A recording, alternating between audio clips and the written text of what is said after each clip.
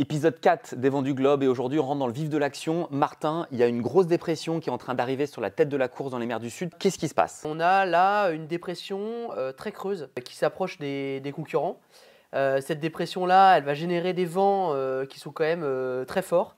Donc là, on parle de vents qui peuvent atteindre en rafale, dans les quand même 70 nœuds en rafale de vent. Ok, Ça c'est commence à causer quand Ouais. même. Donc pas forcément là où vont se trouver les concurrents, mais grosso modo, c'est quand même une dépression avec 70 nœuds de vent, c'est fort. Cette dépression, elle va aussi générer des vagues qui sont importantes. Donc je peux vous montrer aussi les vagues de la dépression. Donc là, on voit qu'au fur et à mesure des heures, donc le plus fort, c'est jeudi soir, on arrive quand même à des hauteurs de vagues totales qui sont aux alentours de 10 mètres. Waouh, Donc prudence. prudence. Tu nous as parlé, ok, on va analyser évidemment ce que ça implique en termes de routage, tu vas nous expliquer tout ça en détail. Est-ce que peut-être pour commencer, tu peux nous rappeler ce qu'est une dépression? Une dépression, ça tourne dans le Grand Sud, dans le sens des aiguilles d'une montre. Donc sur le schéma, je vous montre. En fait, ça tourne comme ça. Il y a donc au nord de cette dépression-là, il y a du vent d'ouest. Ensuite, quand on va devant cette dépression, donc en avant la dépression, on retrouve du vent de nord-est.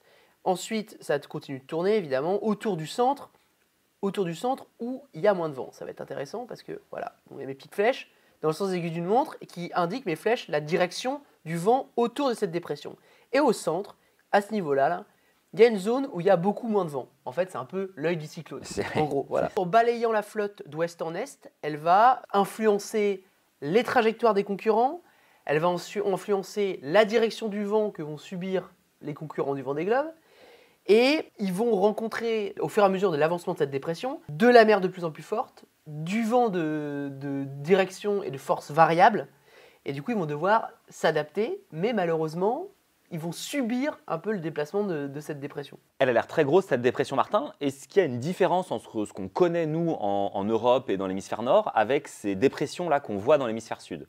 Une dépression, c'est une zone de basse pression. Donc le principe entre l'hémisphère sud et l'hémisphère nord, il est le même au final. On a, c'est vrai, des facteurs dans l'hémisphère sud, là où sont les concurrents du Vendée, qui font que les dépressions sont plus grosses.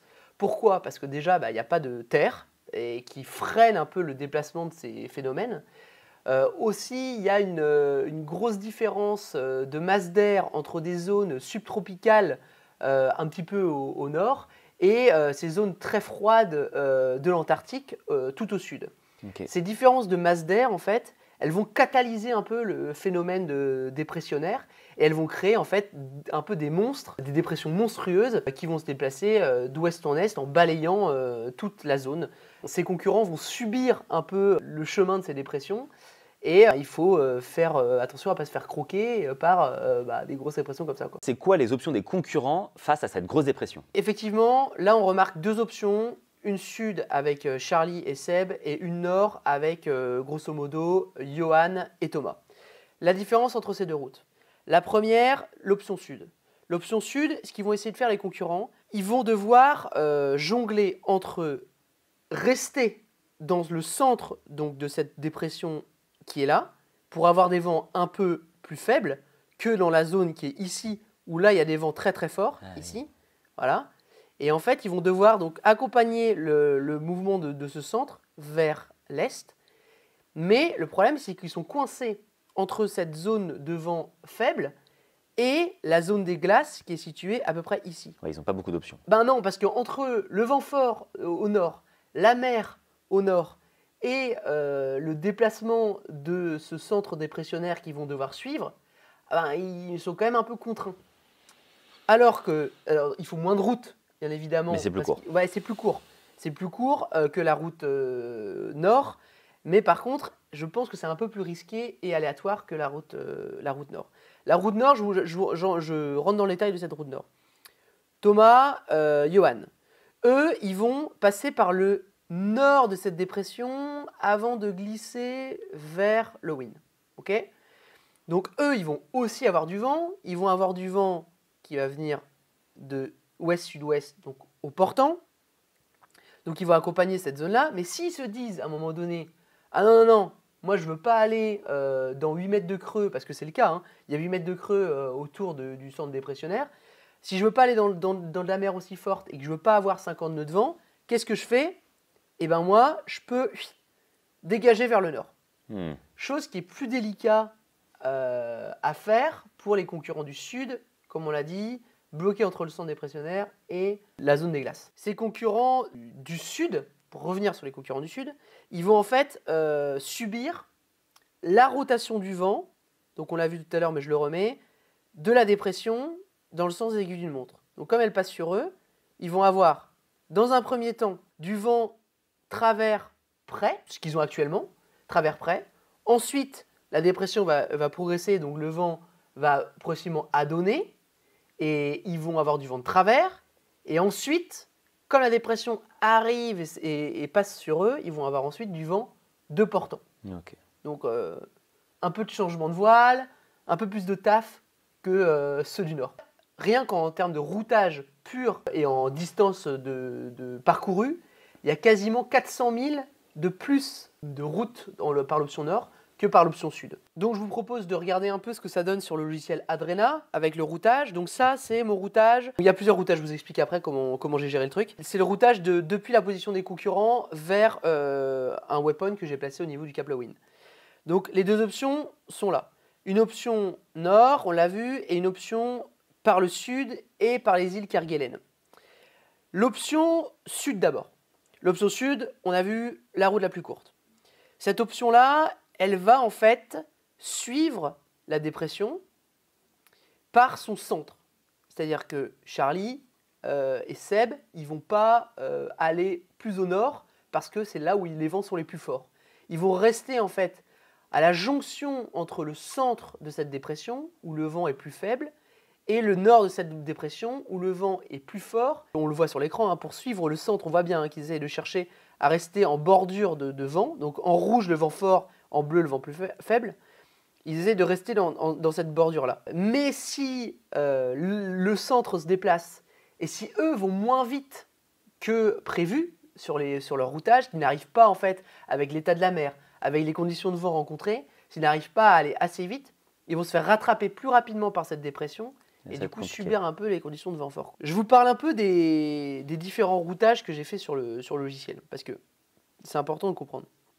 En fait, là, les deux routes sud, donc là on voit les deux routes sud qui sont ici, donc l'une un peu plus nord, qui va plus route directe, et l'autre un peu plus sud, qui se rapproche de la zone des glaces. En fait, cette route-là, elle va tout simplement, elles évitent, en fait j'ai dit au routage, tu évites les vagues de plus de 7 mètres. Donc le routage des vagues de plus de 7 mètres, on voit, ils cherchent à aller vers le sud et vers cette zone de vagues moins fortes. Voilà.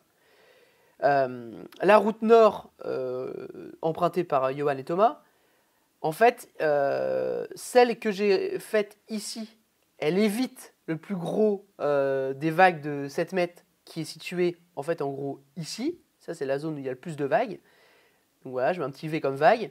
Et le routage qui est là, lui, je ne lui ai pas donné de limite. Donc il va chercher jusqu'à 8,50 m, 9 mètres de vague.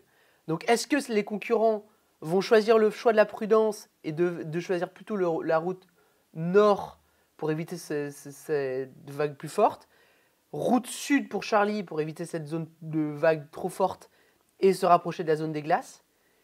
Ça va dépendre un peu du curseur où ils veulent le placer entre la sécurité et la performance en choisissant une route la plus courte possible. Les concurrents, ils vont en avoir pour combien de temps encore avec cette dépression? Quand est-ce qu'ils vont pouvoir souffler? Pas tout de suite. C'est vrai que cette dépression, alors c'est bien parce que ça va les accompagner longtemps. Ils vont avoir du vent fort assez longtemps. Mais par contre, ils ne vont pas pouvoir se reposer tout de suite parce que c'est jusqu'au 10, jusqu'au Cap Lewin, ils ont du vent quand même relativement fort. Donc là, on est vraiment dans le vif du sujet. On est dans le Grand Sud, de la mer, du vent, pendant encore un bon 6 jours. Merci Martin pour toutes ces explications sur la situation actuelle du Vendée Globe dans les mers du Sud.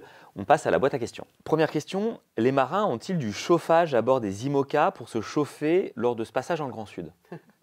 Ouais, alors c'est vrai qu'ils commencent à avoir un petit peu froid les concurrents. Certains ont un chauffage. Alors comment il marche ce chauffage-là? C'est un chauffage qui est lié en fait au moteur. Donc quand il faut tourner le moteur, ils peuvent balancer du chauffage dans l'habitacle. Mais on l'a vu la dernière fois dans la vidéo précédente, que maintenant les bateaux avec des cockpits fermés, il subissait quand même moins les variations de température. Et en gros, la température, elle descend rarement en dessous de 10 degrés à bord. Il faut savoir qu'un chauffage, c'est du poids, et le poids à bord, eh ben, souvent, on fait la chasse à ce poids-là. Donc un chauffage, c'est du confort, mais est-ce qu'il faut privilégier le confort ou la performance? Toujours pareil. Martin, deuxième question qui nous vient de YouTube. Comment les skippers font dans ces conditions pour sortir dehors en sécurité? Alors c'est vrai qu'on évite de sortir dans les conditions de grand sud comme ça. Je pense que tout ce qui peut être fait de l'intérieur est fait de l'intérieur.